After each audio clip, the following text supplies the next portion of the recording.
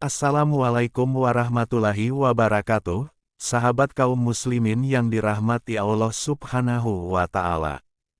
Kembali lagi dengan channel Bamir Witles. Kali ini admin akan membahas materi dari kitab Akhlakul Karimah bab yang pertama, akhlak personal bagian keempat. Tema pembahasan, kerja keras dalam Islam.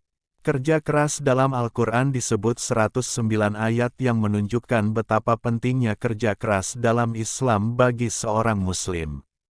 Namun kerja keras tidak akan menghasilkan hasil maksimal tanpa ilmu dan kemampuan yang cukup serta tanpa adanya sikap persisten terutama saat menghadapi tantangan, kesulitan dan kegagalan.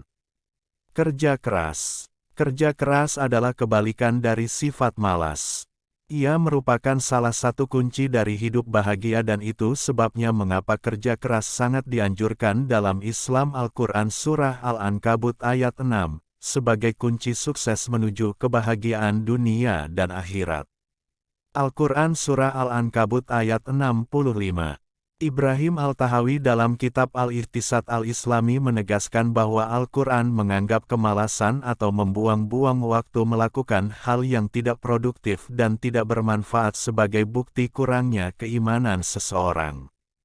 Al-Quran sendiri menyebut kata, amal, atau perbuatan dalam 360 ayat. Dan kata, fi'il, maknanya kurang lebih sama, disebut 109 ayat yang menunjukkan betapa pentingnya kerja keras. Tentu saja yang dimaksud dengan kerja keras bagi seorang pelajar adalah belajar rajin dan maksimal untuk menjadi yang terbaik. Kerja keras dalam artian harfiah, yaitu bekerja sekeras mungkin, tentu saja tidak cukup. Kita melihat betapa banyak orang, seperti buruh dan kuli, yang bekerja sangat keras memeras keringat sepanjang hari tetapi mendapatkan hasil yang sangat sedikit dan tidak mengalami perubahan ekonomi secara signifikan. Kerja keras harus dibarengi dengan ilmu untuk mendapatkan hasil yang maksimal. Dan karena itulah Allah sangat menekankan kemuliaan ilmu dan betapa pentingnya posisi ahli ilmu. Al-Quran Surah Ali Imran ayat 18, Al-Quran Surah Al-Mujadalah ayat 11, Al-Quran Surah Az-Zumar ayat 9. Pada dasarnya, umat Islam adalah umat yang paling rajin bekerja keras dibanding penganut agama lain dengan syarat asal kita mengikuti betul perintah Al-Quran untuk selalu bekerja tanpa mengenal libur kendati itu hari Jumat. Al-Quran Surah Al-Jumu'ah ayat 10. Seorang muslim hanya disuruh berhenti bekerja pada saat ada panggilan azan dikumandangkan. Al-Quran Surah Al-Jumu'ah ayat 9. Konsekuensi dari bekerja tanpa henti dan tiada mengenal hari libur plus ditambah dengan ilmu yang mumpuni di bidang pekerjaan yang dilakukan adalah, umat Islam akan menjadi umat yang paling berhasil di dunia dalam segi materi atau paling pintar dari segi ilmu bagi pelajar. Bayangkan saja, umat Nasrani bekerja hanya 6 hari dalam seminggu karena hari Minggu libur. Umat Yahudi juga bekerja selama 6 hari karena libur pada hari Sabtu, maka umat Islam bekerja selama 7 hari penuh dalam seminggu. Konsekuensinya, umat Islam akan menjadi umat terkaya di dunia karena paling rajin bekerja.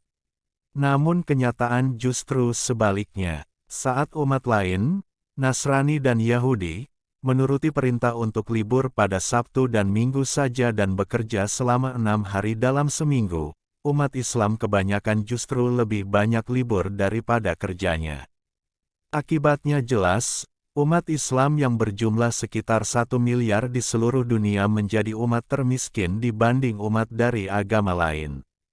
Umat Yahudi yang hanya 15 juta di seluruh dunia justru menjadi umat terkaya karena memang mereka yang bekerja paling rajin. Seorang muslim yang betul-betul mengikuti nilai-nilai ajaran Islam akan menjadi sosok pribadi terbaik, dan umat Islam akan menjadi umat terbaik. Al-Quran Surah Ali Imran ayat 110. Terbaik tidak hanya di akhirat, tetapi juga di dunia. Al-Quran Surah Al-Baqarah ayat 201. Seperti apa kesuksesan di akhirat hanya Allah yang tahu, namun kesuksesan di dunia dapat dilihat dengan 1. apabila berkepribadian akhlakul karimah. 2. Berhasil secara materi. 3. Bermanfaat bagi manusia lain. Hanya Allah yang Maha mengetahui segalanya. Demikian yang bisa kami sampaikan, semoga bermanfaat dan dapat diambil pelajarannya. Akhir kata, kami ucapkan wassalamualaikum warahmatullahi wabarakatuh.